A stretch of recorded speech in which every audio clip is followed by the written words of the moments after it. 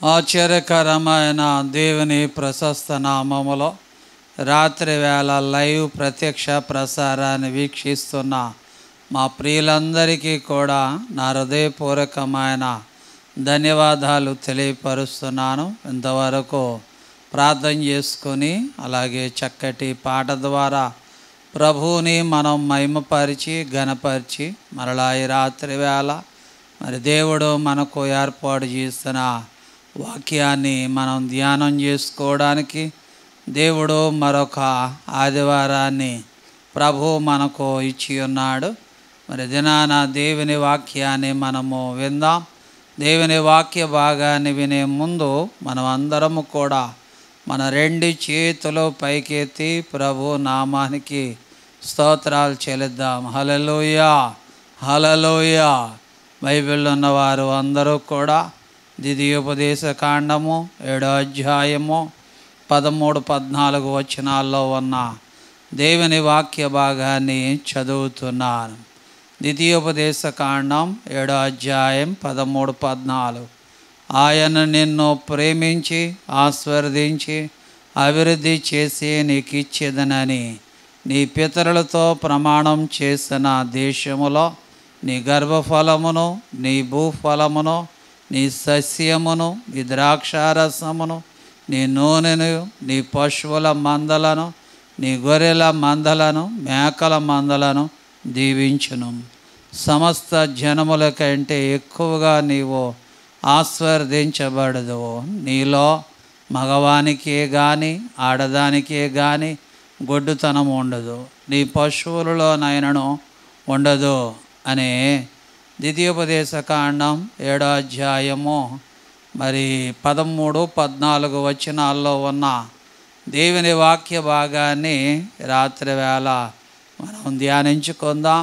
రాత్రి వేళ మరి దేవుని వాక్యాన్ని వింటున్న ప్రియమైన సహోదరులారా, మనాది పితరులైన మరి ఇశ్రాయేలు ప్రజల గురించి మరి ఇశ్రాయేలు ప్రజలకు నాయకుడైన మోషే గారి ద్వారా మరి దేవుడు ఇశ్రాయేలు ప్రజలకు మరి నిర్గమాకాండం, లేవీకాండం, సంఖ్యాకాండములో ఆయన హెచ్చరించాడు. చివరిగా మోషే గారి ద్వారా మరి ఇశ్రాయేలు ప్రజలకు రెండవసారి ఉపదేశం చేస్తూ ఉన్నాడు. అందుకే దీనికి గ్రంథానికి ద్వితీయోపదేశ కాండం అంటే మొదట చెప్పిన దానినే మరలా రెండవసారి ఇశ్రాయేలు ప్రజలకు ఉపదేశం చేస్తున్నారు కనుక దీనికి ద్వితీయోపదేశ కాండం అని పేరు పెట్టడం జరిగింది.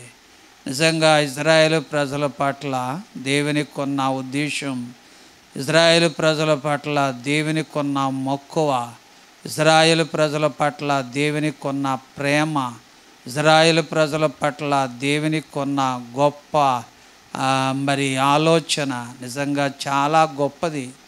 ఎందుకంటే ఆయన చెప్తున్నాడు, ఆయన నిన్ను ప్రేమించి నిన్ను ఆశీర్వదించి అభివృద్ధి చేసి నీకు ఇచ్చేదనని బైబిల్లో చెప్తున్నాడు.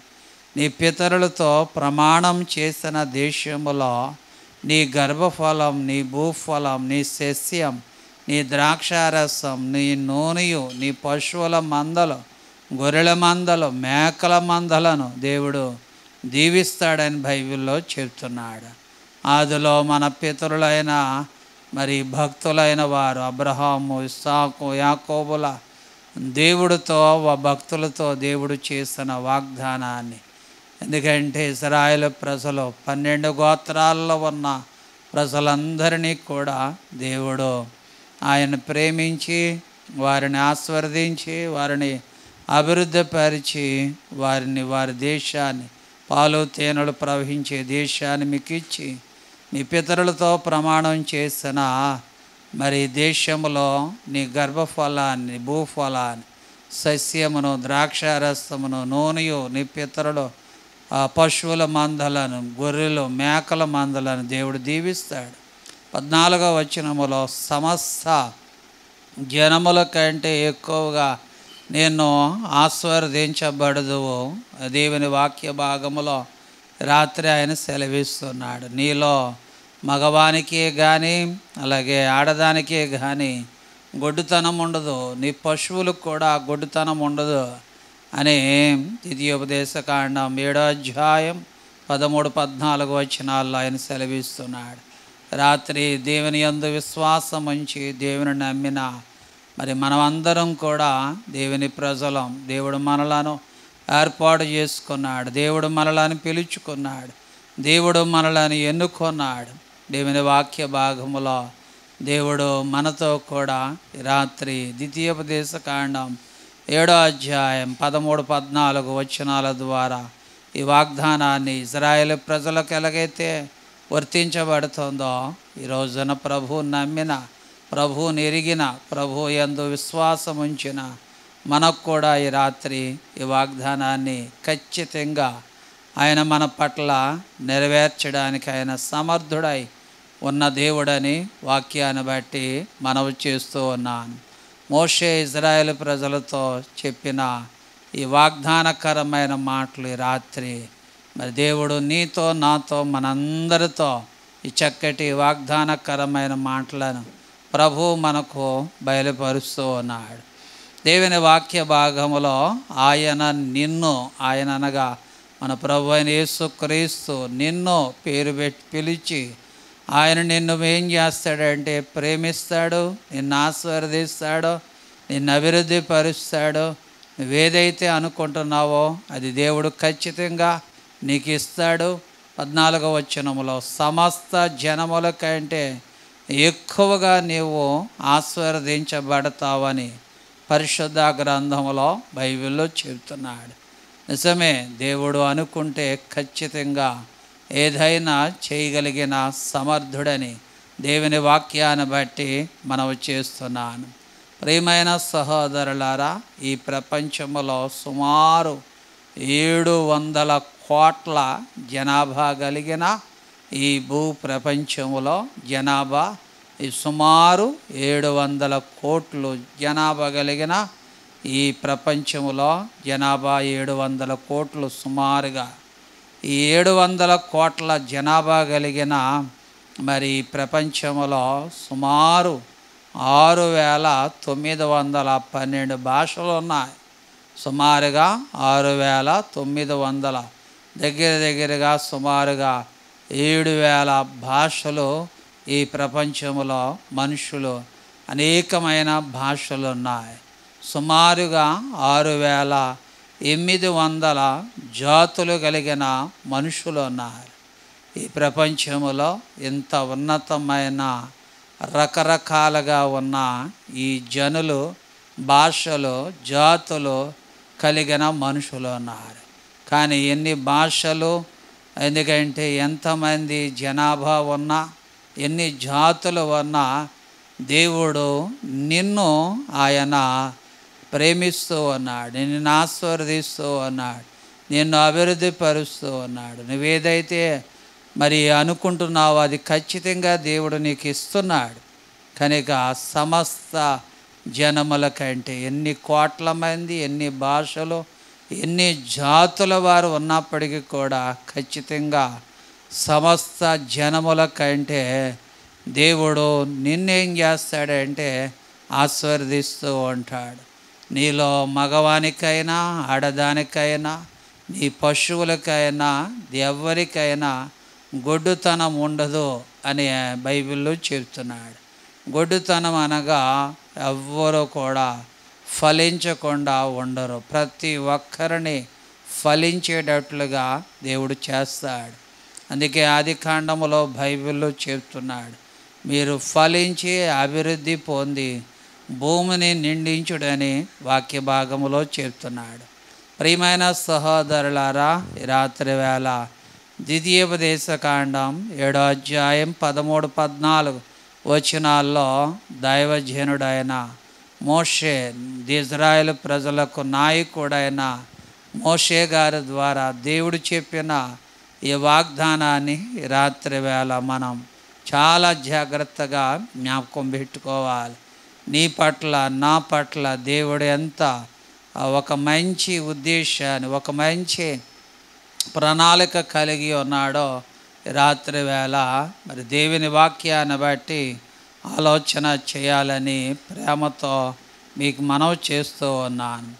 పరిశుద్ధ గ్రంథములో బైబిల్లో ఈ రాత్రి వేళ ఒక 5గురిని గురించి రాత్రి దేవుని వాక్యాన్ని మనం ధ్యానించుకుందాం. పరిశుద్ధ గ్రంథములో ద్వితీయోపదేశ కాండం, అదే ద్వితీయోపదేశ కాండము 33వ అధ్యాయం 24వ వచనములో ఉన్న వాక్యాన్ని చదువుతున్నాను. ద్వితీయోపదేశ కాండం 33వ అధ్యాయం 24వ వచనం. ఆషేరును గూర్చి ఇట్లనెను, ఆషేరు తన సహోదరుల కంటే ఎక్కువగా ఆశీర్వదించబడును, అతడు తన సహోదరుల కంటే కటాక్షము నొందును, తన పాదములను తైలములో ముంచుకొనును అని ద్వితీయోపదేశ కాండం 33వ అధ్యాయం 24వ వచనములో ఆషేరుని గురించి బైబిల్లో చెబుతున్నాడు. ఆషేరు అంట తన సహోదరుల కంటే ఎక్కువగా ఆశీర్వదించబడును అని బైబిల్లో చెప్తున్నాడు. అతడు తన సహోదరుల కంటే కటాక్షము నొందును, తన పాదములో తైలములో ముంచుకొనునని బైబిల్లో చెప్తున్నాడు. ఈ ఆషేరు ఎవరు అంటే యాకోబు యొక్క 12 మంది కుమారుల్లో 8వ కుమారుడు పేరేం పేరంటే ఆషేరు. కనుక ఈ రాత్రి వేళ దేవుని వాక్యాన్ని యాకోబు 12 మంది కుమారులో 8వ కుమారుడు పేరు ఆషేరు అని బైబిల్లో చెప్తున్నాడు. కనుక దేవుడు తన సహోదరులు అందరికంటే ఆషేరుని దేవుడు ఎక్కువగా ఆశీర్వదించాడు. అలాగే అతని మీదే దేవుని యొక్క కటాక్షము మెండుగా ఉందని, అలాగే అతని పాదములంట తైలములో ముంచబడి ఉన్నది అని వాక్య భాగములో చెప్తున్నాడు. నిజమే, ఎందుకంటే ఇందాక మనం చదివిన వాక్య భాగములో దేవుడు చెప్తున్నాడు, ఆయన మరి తన ప్రజలకు దేవుడు ఏం చేస్తున్నాడంటే ఆశీర్వదించి అభివృద్ధి పరిచి, నేను మిమ్మల్ని దీవిస్తాను, సమస్త జనముల కంటే నేను నిన్ను దీవిస్తానని వాక్య భాగములో చెప్తున్నాడు. కనుక ఈ రాత్రి ఆషేరుని గురించి దేవుని వాక్య భాగములో చెప్తున్నాడు. తన సహోదరులు అందరికంటే ఆషేరుని దేవుడు ఆశీర్వదించాడు. తన సహోదరులందరికంటే మరి దేవుని యొక్క కటాక్షము ఆషేరు మీద ఉన్నట్టుగా మనం చూస్తున్నాం. అతని పాదములో దేవుని వాక్య భాగములో మరి వాక్య భాగంలో తైలములో ముంచబడినట్టుగా బైబిల్లో చూస్తున్నాం. కనుక రాత్రి దేవుని వాక్యాన్ని వింటున్న ప్రియమైన సహోదరులారా, తన సహోదరులందరికంటే ఆషేరుని ఆశీర్వదించబడడానికి కారణం ఏంటంటే బైబిల్లో వాక్య భాగములో చెప్తున్నాడు. దేవుని వాక్య భాగములో తన పాదములను తైలములో ముంచుకొనుడని బైబిల్లో చెప్తున్నాడు. తన పాదములకు ఉన్న అర్థం ఏమిటంటే నడవిడిక లేదా ప్రవక్తన అని ఆలోచన చేయాలి.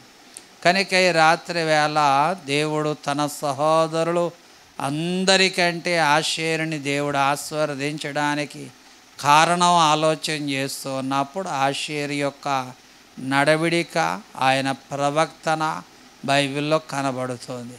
ఒక మనుషుని దేవుడు ఆశీర్వదించాలంటే దేవుడు మొదట మనల్ని చూసేది మన నడవిడిక చూస్తాడు.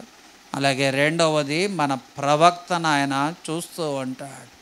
అందుకే యేసు ప్రభు చెప్తున్నాడు, నేనే మార్గము సత్యము జీవమునై ఉన్నాను, నా ద్వారానే తప్ప ఎవడునో తండ్రి వద్దకు చేరడని బైబిల్లో చెప్తూ ఉన్నాడు. కనుక ఈ రాత్రి పరిశుద్ధ గ్రంథంలో హగ్గయి గ్రంథాన్ని కూడా చదివినట్లయితే దేవుని వాక్య భాగములో నీ ప్రవక్తనంట సరిచూసుకోవాలి. హగ్గయి గ్రంథం 1వ అధ్యాయం 7వ వచనాన్ని చదివినట్లయితే నీ ప్రవక్తను ఏం చేయాలి? సరిచూసుకోవాలి. ప్రసంగి గ్రంథములో జ్ఞానైన సొలొమోను కూడా 5వ అధ్యాయములో నీవు మందిరానికి పోయినప్పుడు నీవు నీ ప్రవక్తను సరిచూసుకో అని బైబిల్లో చెబుతున్నాడు. ప్రియమైన సహోదరులారా, ఈ రాత్రి వేళ ఆషేరుని తన సహోదరులు అందరికంటే ఎక్కువగా ఆశీర్వదించబడడానికి కారణం ఎందుకంటే ఆషేరు యొక్క నడవడిక. రెండవది ప్రవక్తన బైబిల్లో మనకి కనబడుతూ ఉంది. అందుకే తన సహోదరులు అందరికంటే ఆషేరుని దేవుడు ఆశీర్వదించాడు, అలాగే ఎక్కువగా ఆశీర్వదించాడు. అలాగే దేవుని యొక్క కటాక్షము కూడా ఆషేరు మీద ఉంది. ఆషేరు యొక్క పాదములు కూడా తైలములో ముంచబడినట్టుగా బైబిల్లో చూస్తున్నాం. ప్రియమైన సహోదరులారా, రాత్రి వేళ నీవు నేను కూడా ఆషేరు ఎలాగైతే తన నడవడిక, తన ప్రవక్తన దేవునికి ఇష్టముగా ఎలాగైతే నడుచుకున్నాడో, ఎలాగైతే ప్రవర్తించాడో, అలాగే మనం కూడా జీవించినట్లయితే దేవుడు మనల్ని కూడా సమస్త జనముల కంటే దేవుడు యెహోవా నిన్నేం చేస్తాడో ఆశీర్వదిస్తాడు, దీవిస్తాడని వాగ్దానం చేస్తాడు. కనుక ఆ వాగ్దానాన్ని దేవుడు మన జీవితంలో కూడా గొప్ప కార్యాన్ని ప్రభువు చేస్తూ ఉంటాడు.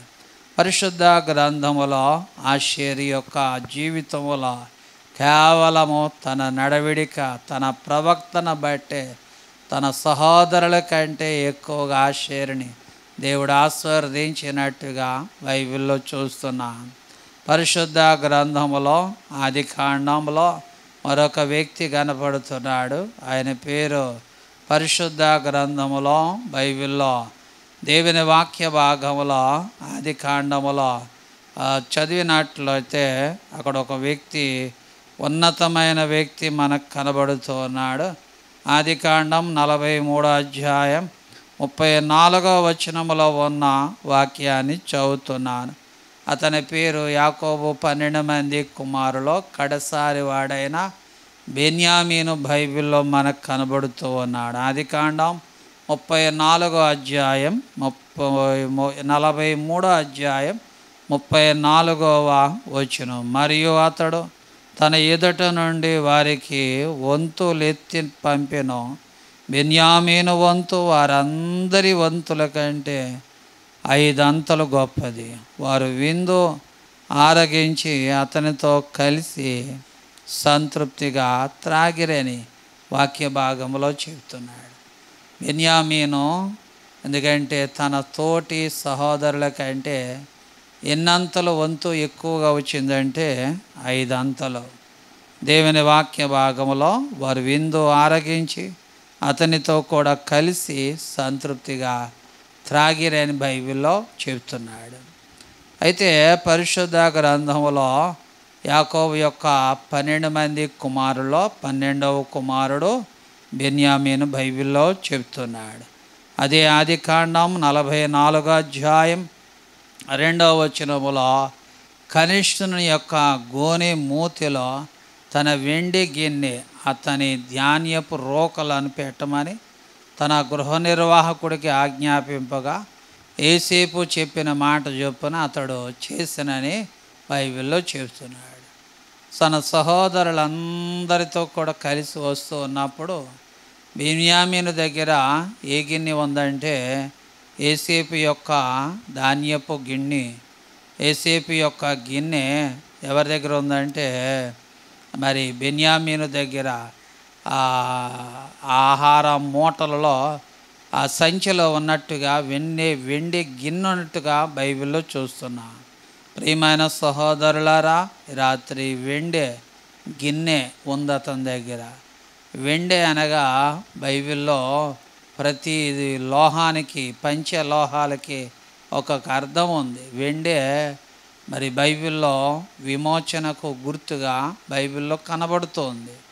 కనుక ఇక్కడ బెన్యామీను 5 అంతలు ఆశీర్వదించడానికి, తన సహోదరుల కంటే 5 రెట్లు ఆశీర్వదించబడ్డానికి కారణం ఏంటంటే దేవుని వాక్య భాగములు అతను విమోచింపబడినట్టుగా బైబిల్లో చూస్తున్నాం.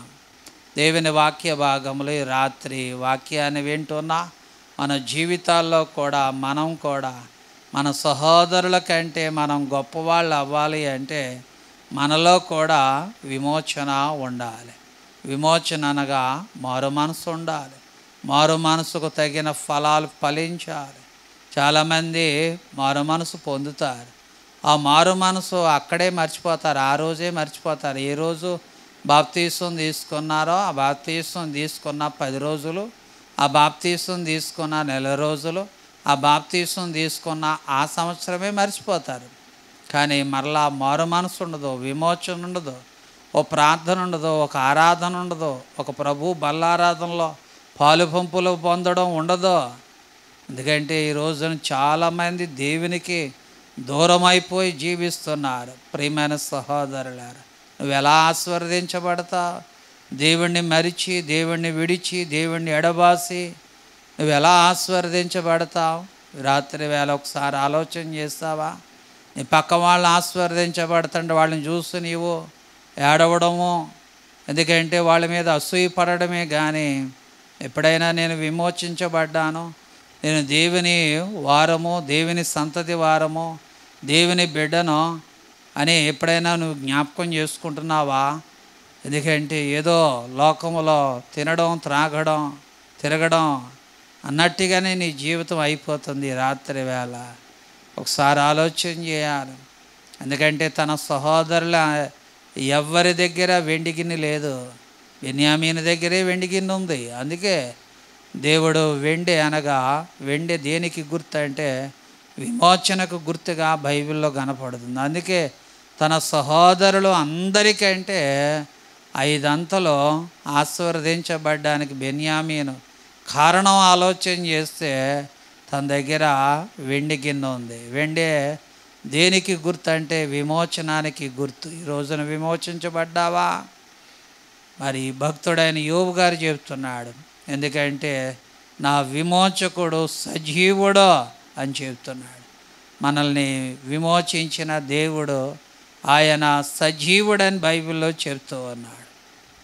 కనుక ఈ రాత్రి మన సమస్త జనముల కంటే, మన చుట్టూ ఉన్న ప్రజల మధ్య, మన సంఘములో, మన కుటుంబంలో నీవు ఆశీర్వదించబడాలి అంటే, నువ్వు దీవించబడాలంటే, ఎందుకంటే నువ్వు ఏదైతే అనుకుంటున్నావో అది దేవుడు నీకు ఇయ్యాలి అంటే, దేవుడు కార్యాన్ని చేయాలంటే ఖచ్చితంగా నీవు విమోచింపబడి ఉండాలి.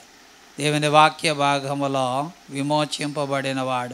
విమోచింపబడిన వాడిగానే జీవించాలి, అంతేగాని అవిశ్వాసిగా జీవించకూడదు.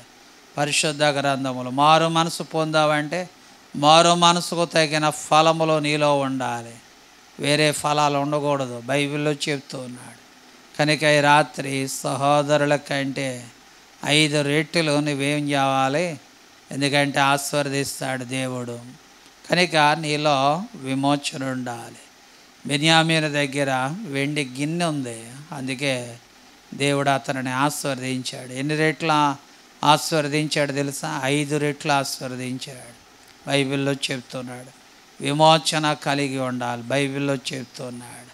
పరిశుద్ధ గ్రంథములో దినవృత్తాంతముల మొదటి గ్రంథములో కూడా ఒక వ్యక్తి మనకు కనబడుతూ ఉన్నాడు. మరి దినవృత్తాంతముల మొదటి గ్రంథం 4వ అధ్యాయం 9, 10 వచ్చిన వాక్య భాగాలను చదువుతున్నాను. అతని పేరు ఎబ్బేజు. ఎబ్బేజు తన సహోదరుల కంటే ఘనము పొందిన వాడై ఉండెను. వేదన పడి ఇతనిని కంటినని అతని తల్లి అతనికి ఎబ్బేజు అనే పేరు పెట్టెను. ఎబ్బేజు, ఇశ్రాయేలు దేవుని గురించి మొరపెట్టి, నీవు నన్ను నిశ్చయముగా ఆశీర్వదించి నా సరిహద్దులను విశాలపరిచి నీ చెయ్యి నాకు తోడుగా దయచేసి నాకు కీడు రాకుండా దానిలో నుండి నన్ను తప్పించమని ప్రార్థింపగా దేవుడు అతనిని మనవి చేసిన దానిని అతనికి దయచేసిన అని బైబిల్లో చెబుతున్నాడు. ప్రియమైన సహోదరులారా, ఎబ్బేజు అనే వ్యక్తి తన తల్లి ఎబ్బేజుని ఏ స్థితిలో కందంటే వేదనలో కన్నట్టుగా బైబిల్లో చూస్తున్నా. తన తల్లి చాలా వేదనలో కంది. తన సహోదరులు అందరికంటే ఘనము పొందాడు ఎబ్బేజు. బైబిల్లో అతనికి వేదనలో పుట్టాడు కనుక తన తల్లి అతనికి ఏం పేరు పెట్టిందంటే ఎబ్బేజు అని పేరు పెట్టింది. ఎబ్బేజు అనగా అర్థం ఏంటంటే వేదన పొందినవాడు. కనుక అతనిలో ఏమాత్రం సంతోషం, సమాధానం, ఎందుకంటే శాంతి, సంతోషం ఏమీ లేదు. అతని పుట్టికే వేదన పుట్టిక. వేదనతో తన తల్లి కన్నది అతన్ని. అంచేత అతనికి ఏం పేరు పెట్టిందంటే ఎబ్బేజు అని పేరు పెట్టింది. కానీ తన సహోదరులందరికంటే ఘనము పొందినట్టుగా, అంటే మంచి పేరు సంపాదించుకున్నట్టుగా, ఘనము పొందినట్టుగా బైబిల్లో చూస్తూ ఉన్నాం. తన సరిహద్దులన్నిటినీ కూడా, ఎబ్బేజు యొక్క సరిహద్దులన్నిటినీ కూడా దేవుడు ఏం చేస్తాడు? విశాలపరిచినట్టుగా బైబిల్లో చూస్తున్నాం. అయితే ఎబ్బేజు దేవునికి ఏం చేసేవాడంటే మొరపెడుతూ ఉన్నాడు, ప్రార్థన చేస్తూ ఉన్నాడు. నాయనా, నా తల్లి నన్ను వేదనలో కన్నది నాయన, నన్ను దీవించు, నన్ను ఆశీర్వదించు, ఎందుకంటే నా సరిహద్దులని విశాలపరచు నాయన అని ఏం చేస్తున్నాడు? ఎబ్బేజు ప్రార్థన చేస్తూ ఉన్నాడు. అందుకే తన సహోదరులందరికంటే ఎక్కువ ఘనత పొంది తన సరిహద్దులను విశాలపరిచి వేదనతో పుట్టాడు. కానీ ఎబ్బేజు తన జీవితంలో శాంతి, సమాధానం, సంతోషాన్ని కలిగి జీవించినట్టుగా బైబిల్లో చూస్తున్నాం. ఎబ్బేజుని తన సహోదరులందరికంటే ఘనం పొందుకోవడానికి కారణం ఏంటో తెలుసా? తన చేసిన ప్రార్థన. ఈరోజు ప్రార్థన చేస్తున్నావా? కొంతమందికి ప్రార్థన ఉండదు, ఆరాధన ఉండదు, అసలు ఆదివారం ప్రార్థన ఏముండదు. ఎందుకంటే తినడం, తిరగడం, పండుకోవడం. ఎందుకంటే లోకంలో ఒక సామెత ఉంటుంది, నా ప్రాణమా తిను, తాగు, సుఖించు. బైబిల్లో ఉంది ఈ మాట. ఆ ప్రకారంగానే కొంతమంది జీవిస్తూ ఉంటారు. దేవుని వాక్య భాగములో ప్రార్థన ఉండదు. దేవుని వాక్య భాగములో చాలామంది విశ్వాసులు ప్రార్థన లేదు. దేవుని వాక్య భాగములో ఈ రాత్రి ఆలోచన చేస్తున్నావా? ప్రార్థన లేకపోతే నీ కుటుంబం, నీ జీవితం, నీవు, నీ పిల్లలు ఎలాగ ఆశీర్వదించబడతారో ఒకసారి ఆలోచన చేయాలని మనం చేస్తున్నాను. ఎబ్బేజు తన తల్లి వేదనతో తనను కన్నది, అందుకే అతనికి ఎబ్బేజు అని పేరు పెట్టింది. కానీ ఎబ్బేజు దేవునికి మొరపెట్టడం ద్వారా ఎబ్బేజు తన సహోదరులందరికంటే ఘనం పొందినట్టుగా బైబిల్లో చూస్తున్నాం. తన సహోదరులందరికంటే ఎక్కువ దీవెన పొందినట్టుగా తన సరిహద్దులను విశాలపరిచి దేవుడు ఎబ్బేజుని దేవుడు ఆశీర్వదించినట్టుగా బైబిల్లో మనం చూస్తున్నాం.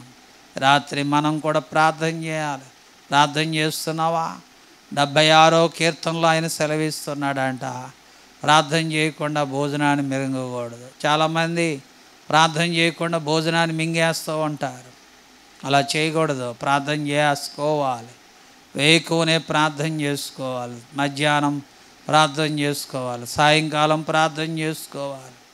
3 పూటలు తినడం కాదు, 3 పూటలు ప్రార్థన చేస్తున్నావా అనేది ఆలోచన చేసుకోవాలి.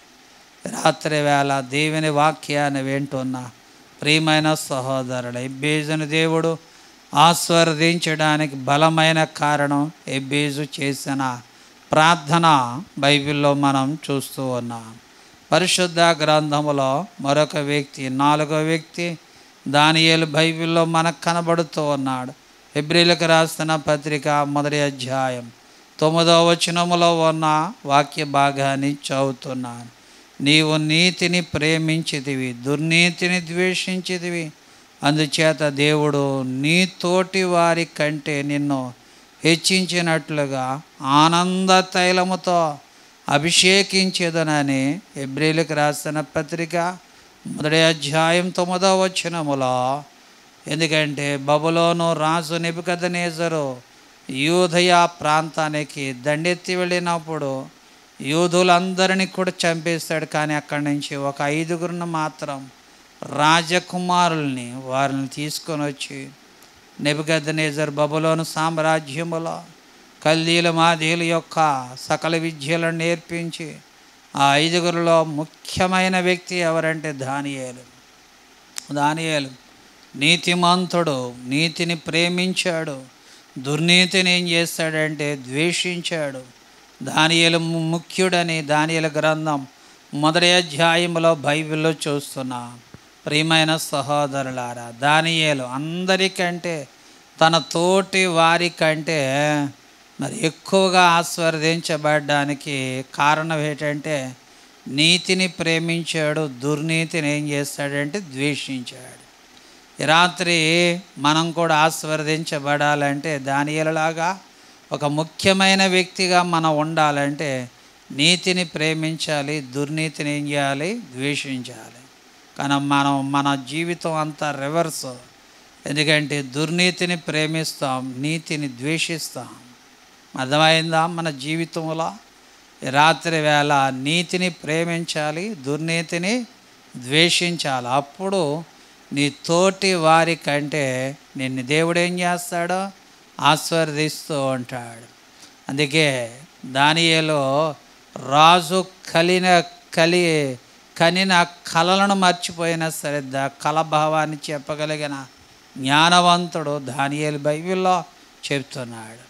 కనుక సింహాల బోనులో పడవేసిన దానియేలు యొక్క నీతే దానియేలుని కాపాడినట్టుగా బైబిల్లో చూస్తున్నాం.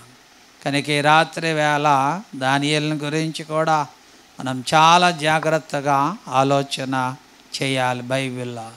ఇక చివరిగా 5వదిగా పరిశుద్ధ గ్రంథంలో కీర్తన భాగములో చదివినట్లయితే వాక్యములో చక్కటి మాట కనపడుతుంది. కీర్తనల భాగము 27వ కీర్తన 6వ వచనములో ఉన్న వాక్యాన్ని చదువుతున్నాను.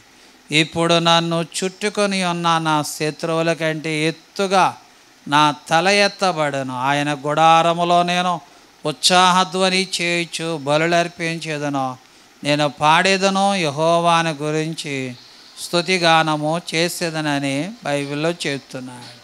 కనుక 27వ కీర్తన దావీదు రాసిన కీర్తనలో బైబిల్లో చెప్తున్నాడు.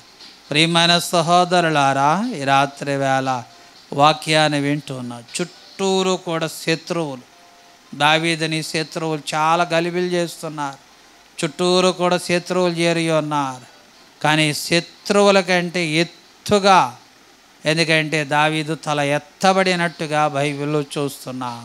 అందుకే తన గుడారములో ఉత్సాహధ్వని చేయుచు బలులర్పిస్తూ నేను పాడేదను, యెహోవాను గురించి స్తుతిగానము చేసేదనని బైబిల్లో చెప్తున్నాడు. 18వ కీర్తన 105వ కీర్తన 105వ కీర్తనలో మరి 24వ వచనాన్ని కూడా బైబిల్లో చదివినట్లయితే అక్కడ కూడా చక్కటి మాట బైబిల్లో కనబడుతూ ఉంది. ఆయన తన ప్రజలకు బహు సంతాన అభివృద్ధి కలగజేసను, వారి విరోధుల కంటే వారికి అధిక బలము దయచేసనని పరిశుద్ధ గ్రంథంలో బైబిల్లో చేస్తున్నాడు. కనుక రాత్రి దేవుని వాక్యాన్ని వింటున్న ప్రియమైన సహోదరులారా, ఈ రాత్రి వేళ వాక్యాన్ని వింటున్న మన జీవితాల్లో శత్రువులు చుట్టుముట్టినప్పుడు దావీదుకి దేవుడు అధికమైన బలాన్ని ఇచ్చి తన తలను తలెత్తుకునేటట్లుగా చేశాడు. అందుకే తన గృహములో తన ఇంట దేవునికి స్తుతులు చెల్లిస్తున్నాడు, సంతోషిస్తున్నాడు, ఉత్సాహగానాలు చేస్తున్నాడు. ఈ రాత్రి వేళ మనం కూడా మన శత్రువులు చుట్టుముట్టిన దేవుడు మన పక్షముగా ఉండి, ఎందుకంటే ఆయన బాహుబలం చేత మనల్ని బలపరచాలంటే రాత్రి వేళ దేవుని వాక్యాన్ని వింటున్న దావీదు వలె మనం కూడా ఒక్క దినమునకు దావీదు 7 మారులు ఏం చేస్తున్నాడంటే ప్రభువును స్తుతిస్తున్నాడు. గొర్రెలు కాసుకునేటప్పుడు 7 మార్లు స్తుతించాడు. రాజు అయిన తర్వాత కూడా 7 మార్లు ప్రభువును స్తుతించాడు. ప్రియమైన సహోదరుల, రాత్రి ప్రభువును స్తుతిస్తున్నావా? దేవుని మందిరంలోనికి వెళ్ళి దేవుని స్తుతిస్తున్నావా? చాలామంది దేవుని మందిరానికి ఎప్పుడు వస్తారో తెలుసా? ఆలస్యంగా వస్తారు. ప్రారంభ ప్రార్థన ఉండదు వాళ్ళకి, పాటలు ఉండవు, ఆరాధన ఉండదు. వాక్యం మధ్యలో వస్తారు. వాక్యం మధ్యలో వచ్చి గుమ్మం కాడ కూర్చుంటారు. అందరూ తొక్కేసిన ఎందుకంటే ఆ గుమ్మం కాడ కూర్చుంటారు. ఎందుకంటే ఒకవేళ నువ్వు ఆలోచన చేయాలి, నీ పరిస్థితి అలా ఉందా, నువ్వు అలా ఉన్నావా ఆలోచన చేయాలి. ఇంకేమీ వర్ధిల్లలేవు.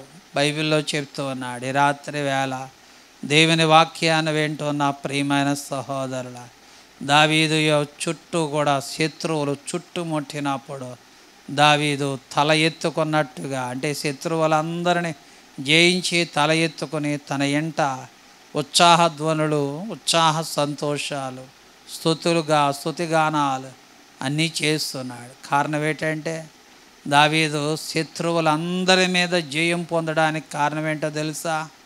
ఆయన ఒక దినమునకు ఎన్ని మార్లు స్తుతిస్తున్నాడు ప్రభువుని? 7 మార్లు ఏం చేస్తున్నాడు? ప్రభువుని స్తుతిస్తున్నాడు.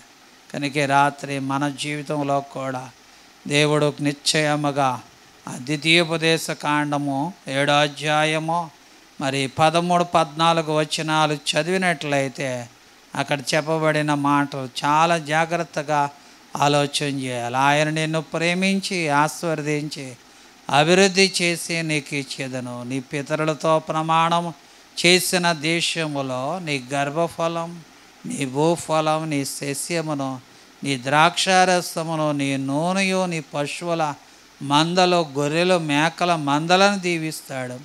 సమస్త జనముల కంటే దేవుడు నిన్ను ఆశీర్వదించబడతాడని వాక్య భాగంలో చెబుతున్నాడు. కనుక ఇక్కడ 5 గురించి వాక్యాన్ని విన్నాం. ఒకరు ఆషేరుని గురించి వాక్యాన్ని విన్నాం. తర్వాత మరి బైబిల్లో వాక్యంలో బెన్యామీను గురించి వాక్యాన్ని విన్నాం. తర్వాత ఎబ్బీజును గురించి వాక్యాన్ని విన్నాం. దానియేలు గురించి వాక్యాన్ని విన్నాం. దావీదుని గురించి వాక్యాన్ని విన్నాం. వీళ్ళందరూ కూడా తన సహోదరులు అందరికంటే ఘనము పొంది ఆ దేవుడి ఆశీర్వదించి అభివృద్ధిపరిచి దీవించబడినట్టుగా బైబిల్లో చూస్తున్నాం. ఆషేరైతే మంచి నడవడిక, మంచి ప్రవర్తన కలిగి జీవించాడు. బెన్యామీన్ అయితే విమోచింపబడిన వ్యక్తిగా మనకు కనబడుతున్నాడు. ఎబ్బేజు అయితే ప్రార్థన చేశాడు. దానియేలు అయితే నీతిని ప్రేమించి దుర్నీతిని ద్వేషించినట్టుగా బైబిల్లో చూస్తున్నాం. దావీదు అయితే ఒక్క దినమునకు 7 మార్లు దేవుని స్తుతిస్తూ ఉన్నట్టుగా బైబిల్లో చూస్తున్నాం. రాత్రి దేవుని వాక్యాన్ని వింటున్న ప్రియమైన సహోదరులారా, మనము కూడా ఇలాగున మనం కూడా 5 దేవుని బిడ్డల ప్రకారంగా మనం జీవించినట్లయితే దేవుడు మన జీవితంలో ఉన్నతమైన కార్యాలు ప్రభు జరిగిస్తూ ఉంటాడు. దేవుడు మిమ్మల్ని ఈ వాక్యాన్ని మనందరి వెనుకడలో ప్రభు దీవించి ఆశీర్వదించునుగాక. ఆమేన్. ప్రార్థన చేసుకుందాం. అందరూ కూడా తలలు వంచుకొని కళ్ళు మూసుకొని మోకరించగలిగిన వారు మోకరించుకొని ప్రార్థన చేసుకుందాం. ప్రేమ కలిగిన దేవా, దయగల నాయన, గొప్ప దేవుడా, నమ్మదగిన దేవానికి వందనాలు. రాత్రి వేళ అయ్యా ఈ వాక్యాన్ని నాయన మేము విన్న వాక్యాన్ని మా హృదయములో భద్రపరుచుకొని వాక్యానుసారంగా జీవించడానికి సహాయం చేయండి. మీ బలమైన కార్యాలు మీరు జరిగించండి నాయన. అయ్యా నాయన, బలహీనముగా ఉన్న బిడ్డలకు ఆరోగ్యం దయచేయండి, బలము దయచేయండి, నడిపించి సహాయం చేయండి. గొప్ప ఉన్నతమైన కార్యాలు మీరు జరిగించండి. రాత్రి ఎంతమంది అయితే లైవ్లో వాక్యాన్ని విన్నారో, ఫేస్బుక్లో, యూట్యూబ్లో ఎవరైతే వాక్యాన్ని విన్నారో వారందరి పట్ల నీ కృప చూపించి సహాయం చేయండి. మహిమా ఘనత మీరే పొందుకోమని యేసు నామములో ప్రార్థించి వేడుకుంటున్నాను తండ్రి. ఆమేన్, ఆమేన్. మన తండ్రి అయిన దేవుని ప్రేమయు, కుమారుడైన క్రీస్తు ప్రభుల వారి కృపయు, పరిశుద్ధాత్మ అన్యోన్యమైన సహవాసము చేరువచ్చిన మనకు మన వారందరికీ సదాకాలం తోడ నడిపించునుగాక. ఆమేన్, ఆమేన్. అందరికీ వందనాలు. రాత్రి లైవ్ ప్రత్యక్ష ప్రసారాన్ని యూట్యూబ్లోనో ఫేస్బుక్లోనో వీక్షించిన మా ప్రియులందరికీ కూడా నా హృదయపూర్వకమైన వందనాలు తెలియపరుస్తున్నాను. ఈ కార్యక్రమాన్ని మీ బంధువులకు, మీ స్నేహితులకు షేర్ చేయండి, లైక్ చేయండి. అలాగే మా ఛానల్ని ఇంకా మరి సబ్స్క్రైబర్ చేయకపోతే రాత్రి సబ్స్క్రైబర్ చేయాలని ప్రేమతో మీకు మనవి చేస్తున్నాను. మీ ప్రార్థన అవసరతలు ఎప్పటికప్పుడు తెలియపరచండి. ప్రత్యేకంగా మీకోసం ప్రార్థన చేస్తాను. మా పరిచర్య నిమిత్తం మీరు ప్రార్థించండి. ప్రభు మిమ్మల్ని ప్రేరేపిస్తే మా పరిచర్యకు సహకరించాలని ప్రేమతో మీకు మనవి చేస్తున్నాను. దేవుడు మిమ్మల్ని అందరినీ సమృద్ధిగా దేవుడు దీవించి ఆశీర్వదించునుగాక. Amen, amen.